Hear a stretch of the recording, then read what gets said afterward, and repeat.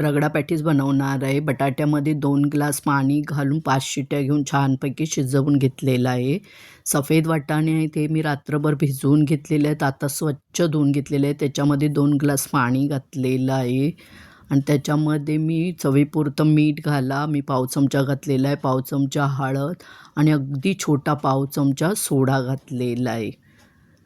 तर हे सुद्धा आपण 4 शिट्ट्या करून छानपैकी शिजवून घेणार आहोत. आता आपण हिरवी चटणी बनवून घेणार आहोत. त्याच्यासाठी मी 20 पुदिन्याची पानं घेतलेली आहेत, 2 हिरव्या मिरच्या घेतलेल्या आहेत कमी तिखटाच्या, 1 लसूण पाकळी घ्यायची आहे, 2 कढीपत्त्याची पानं आणि पाव चमचा जिरं घ्यायचं आहे. अर्धा चमचा साखर, कोथिंबीर हवी तेवढी आवडीनुसार घ्या. 2 चमचा दही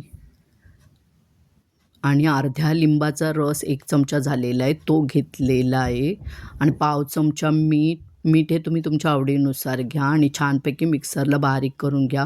आता आपली हिरवी चटणी तयार झालेली आहे. आता आपण चिंच गुळाची गोड आंबट चटणी करणार आहोत. त्याच्यासाठी मी अर्धा कप चिंच घेतली होती आणि अर्धा तास पाण्यात भिजत घातलेली. बघू शकता किती छान भिजलेली आहे आणि मी साधं पाणी वापरलेलं. तर आता आपण जेव्हा मी भिजवलेलं ना तेव्हा त्याच्यातले बी आणि साल काढलेलं, तर ते आता आपण मिक्सरला छान बारीक पेस्ट करायची आहे. मिक्सरच्या भांड्यातच मी अर्धा ग्लास पाणी घातलेलं आहे, म्हणजे भांडं धुवून घेणार आहे आणि मग ते पाणी नंतर गाळणीने गाळून घ्यायचं आहे आणि सगळा राहिलेला चोथा असेल ना तो फेकून द्यायचा आहे.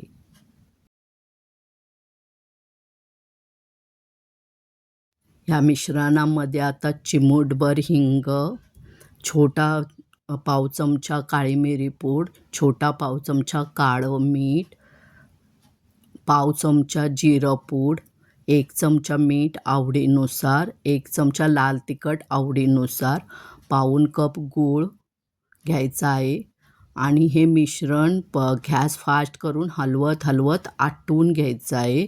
तुम्ही बघू शकता इथे हे असं इतपत झालं पाहिजे, कारण ते गार झाल्यावर परत घट्ट होणार आहे आणि चाट मसाला मी आता इथे टाकणार आहे आणि तो आपण मिक्स करून घेऊया. तर अशा प्रकारे आपली गोड चटणी तयार झालेली आहे.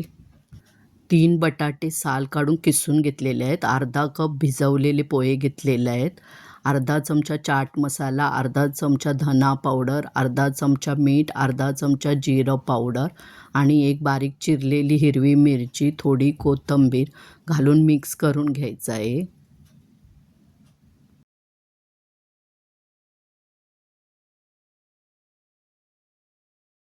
मिश्रण तयार झालेलं आहे, त्याच्या पण गोळे करून घेऊया. त्याच्यासाठी मी हाताला तेल लावलेलं आहे आणि गोळे दाबून घ्यायचे आहेत. अशा प्रकारे बघू शकता. आता सर्व आपण करून घेऊया. शॅलो फ्राय करणार आहे म्हणून मी पॅनवर थोडंसंच तेल घातलेलं आहे. गॅसची फ्लेम आहे ती स्लो टू मिडियम ठेवा आणि एक साईड अर्धा मिनिट भाजून घ्यायची आहे आणि परत दुसरी साईडसुद्धा स्लो टू मिडियम गॅसची फ्लेम करून अर्धा मिनिट भाजून घ्यायची आहे.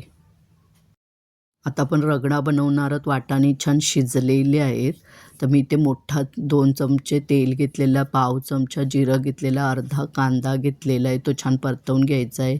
1 चमचा आलं लसूणची पेस्ट घालायची आहे, ती पण छान परतवून घ्यायची आहे.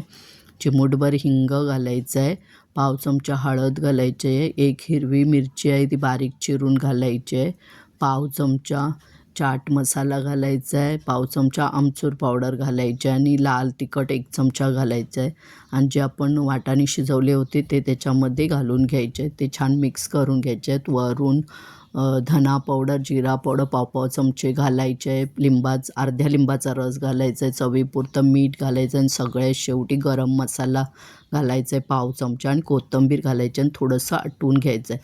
बघू शकता आता आपला रगडा तयार आहे. रगडा तयार झालेला आहे. आता आपण प्लेटमध्ये सर्व करून घेऊया. रगडा मस्तपैकी प्लेटमध्ये पसरवून घ्या, त्याच्यावर पॅटीस ठेवा आणि वरून परत रगडा घालून घ्या. त्याच्यावर हिरवीगार छान अशी चटणी पसरवून घ्या. चिंच गुळाची आंबट गोड चटणी वरून घालून घ्या, तुम्हाला जेवढे आवडत असेल त्यानुसार.